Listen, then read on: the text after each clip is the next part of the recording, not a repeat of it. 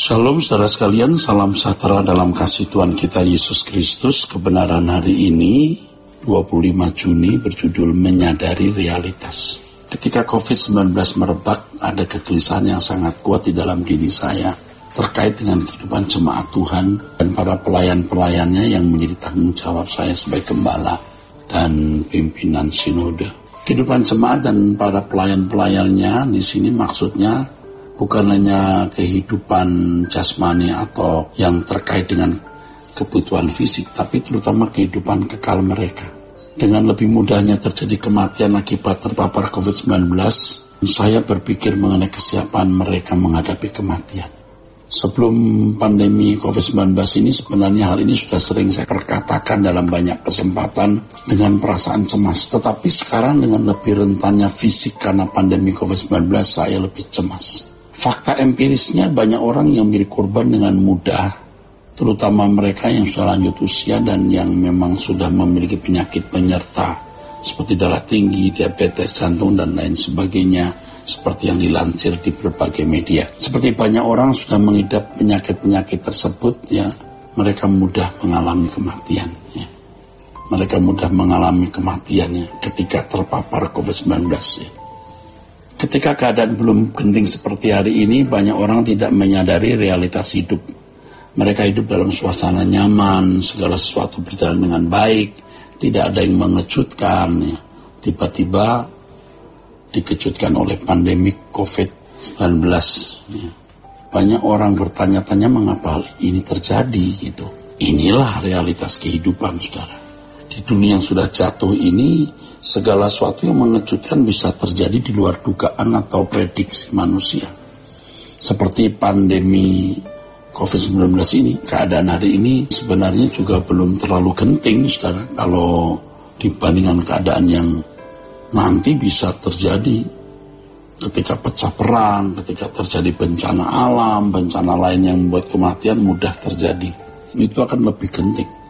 Dengan pandemi COVID-19 ini, orang bisa lebih menghargai gentingnya realitas kehidupan, saudara. Dengan adanya COVID ini ya, orang itu lebih bisa menghayati fakta atau realitas adanya kegentingan di dunia yang sudah rusak ini. Harus selalu diingat bahwa kematian adalah fakta yang pasti akan terjadi dialami oleh setiap orang, cepat atau lambat. Oleh sebab itu setiap orang harus mempersiapkan diri menghadapi realitas ini setiap saat. Faktanya memang jarang sekali orang yang sungguh-sungguh mempersiapkan diri menghadapi hari kematiannya. Hal ini menunjukkan bahwa sedikit sekali orang yang serius mempersoalkan kekekalannya.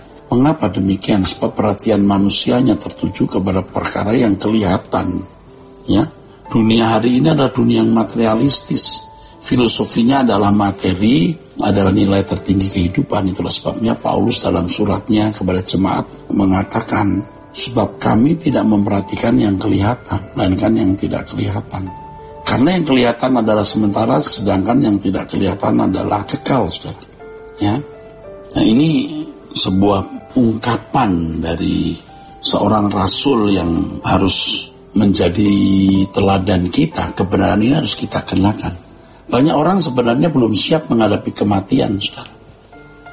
Karena mereka belum sungguh-sungguh mempersiapkan diri menghadap tahta pengadilan Kristus.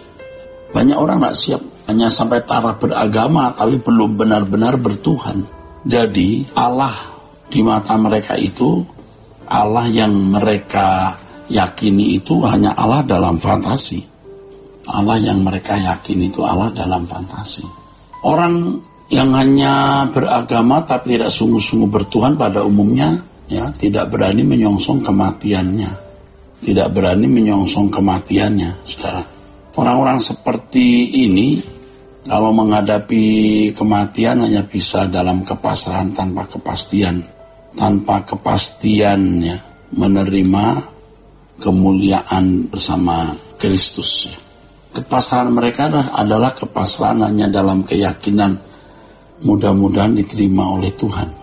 Kepasrahan mereka hanya dalam keyakinan mudah-mudahan diterima oleh Tuhan. Mereka menganggap hal itu cukup.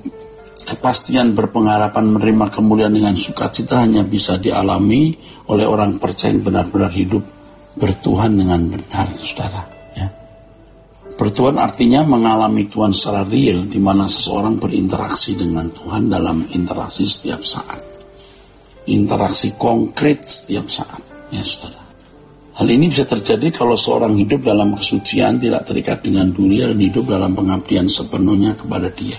Dalam konteks hidup orang percaya atau dalam ukuran keberimanan, orang percaya ya, bertuhan haruslah sampai pada taraf memenuhi doa yang diucapkan oleh Yesus, yaitu tinggal di dalam Tuhan dan Tuhan di dalam orang percaya itu, saudara.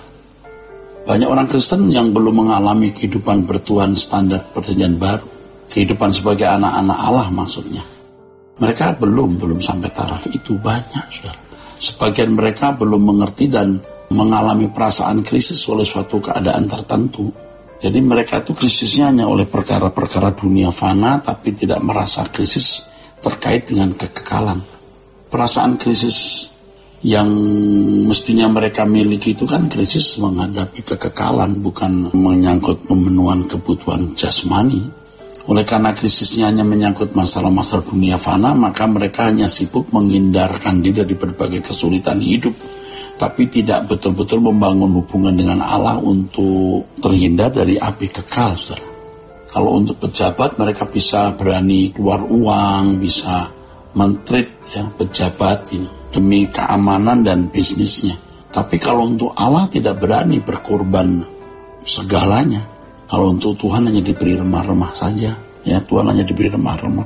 Kejadian ini atau hal ini terjadi di banyak gereja. Banyak orang Kristen ya tidak menyadari bahwa urusan kekekalan itu, itu masalah yang paling utama. Mereka tidak bisa berkelit sebenarnya kalau mereka itu nanti di hadapan pengadilan Kristus. Karenanya harus persiapannya sungguh-sungguh sejak masih hidup di dunia ini. Supaya waktu di hadapan tata pengadilan Allah mereka siap mempertanggungjawabkan segala sesuatu yang dilakukan dalam hidup ini. Kiranya Tuhan berkati saudara sekalian ya. Haleluya, sola gracia.